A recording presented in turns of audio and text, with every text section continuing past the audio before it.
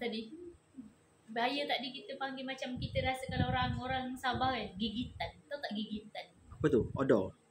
Tak, dia macam bayangkan masa bawa pergi IJ tu kan. Kak, kalau boleh rumah ni jual tak ni? Rumah yang showroom tu. Rumah contoh yang ada lengkap semua tu. Kak, kalau boleh saya nak rumah ni dengan barang-barang sekali dalam ni. Dia jual tak? Pemaji jual tak? Aku kan.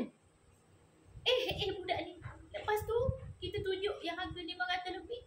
Confident gila nak. Tak mampu lah pula. Lepas tu tiba ada tak? Saya macam tak mampu nak bayar rumah yang 400 lebih ada. Tunjuk 400 lebih pula. Saya nak yang corner dia.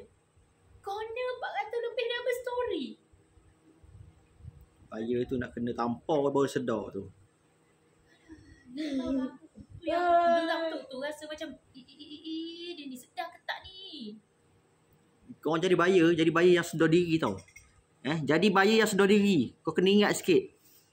Rumah 2 tingkat, 2 tingkat dekat hot area Klang Valley ni, mana ada bawah 500.